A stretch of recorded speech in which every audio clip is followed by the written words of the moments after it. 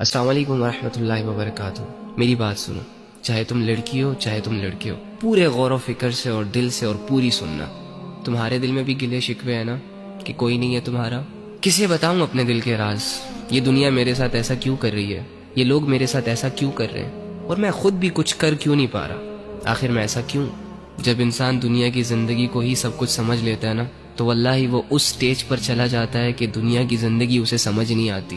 Any how, تو ایک کام کر، آج رات جب سب سو جائے نا، تو چھپکے سے اٹھنا، کسی کو کانوں کان خبر نہیں ہونی چاہیے، اور سب سے الگ تھلگ ہو کر جا نماز پکڑ، بچھا اور اس پر کھڑا ہو جا، ہاتھ باندھ، آنکھیں بند کر، امیجن کر کہ تیرا رب تیرے سامنے کھڑا ہے، وہ رب جس کا تو بندہ ہے، اور اسے اپنا سب کچھ مان، اور یہ تصور کر کہ آج میں اپنے رب کو اپنی حالت دکھانے آیا ہوں، آج میں اپنے رب سے اس دنیا کی شکایتیں کرنے آیا ہوں، آج میں اپنے رب سے دل کے راز بیان کرنے آیا ہوں۔ 2 رکعت نفل نماز پڑھ، اور نماز پڑھنے کے بعد جھولی پھیلا دے، ہاتھ اٹھا دے، بچھا دے خود کو، اور دل کی گہرائیوں سے پکار اپنے اس رب کو جو تیرے دل کے حال کو جانتا ہے، جو تب بھی تیرے ساتھ تھا جب دنیا تیرے ساتھ نہیں تھی، جو تب بھی تیرے ساتھ تھا جب دنیا تجھے جانتی نہیں تھی، اور جو آج بھی تیرے ساتھ ہے۔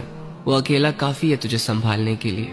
اگر تو گر چکا ہے تو وہی تجھے اٹھا سکتا ہے۔ اس یقین، اس امید، اس تصور کے ساتھ اپنا حال دل اپنے رب کو سنا۔ ایک آنسو کا قطرہ نکل آیا نا، یا تیری آنکھیں صرف نم ہو گئی، یا چلو اگر تمہیں صرف اتنا احساس ہو گیا کہ میں اللہ کے سامنے بیٹھا ہوں، میں اللہ ہی سے بات کر رہا ہوں، یقین کر کے اٹھنا کہ تیرا رب تجھ سے راضی ہے۔ اللہ کے سامنے کھڑے وہی ہوتے ہیں جن کو اللہ کی ضرورت ہوتی ہے۔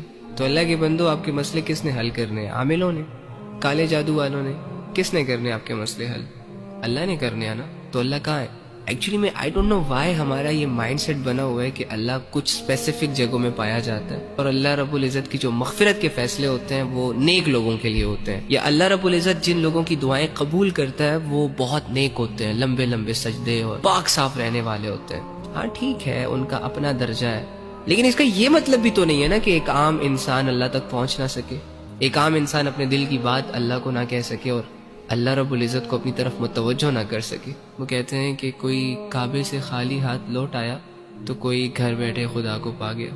آپ کو نہیں لگتا کہ جو کمزور ہوتے ہیں، جو عام لوگ ہوتے ہیں، جو مظلوم اور فقیر قسم کے لوگ ہوتے ہیں، جو خالی ہاتھ ہوتے ہیں، معاشرے کو زیادہ تر ترس انہی لوگوں پر آتا ہے؟ تو اگر آپ اپنے آپ کو یہ مان بیٹھے ہیں کہ ہم گنہگار ہیں، ہم بدکار ہیں، تو دوسری جانب یہ بھی تو یقین کر سکتے ہیں نا کہ اللہ رب العزت آپ کی طرف زیادہ رجحان کرے گا۔ اللہ کے بندو، اللہ کہہ رہے میں تمہارے اشارت کے بھی قریب ہوں۔ اس اللہ سے اپنے مسئلے حل کرواؤ جو اللہ ساری زبانوں کو سمجھتا ہے، جو اللہ دل کے حال کو جانتا ہے۔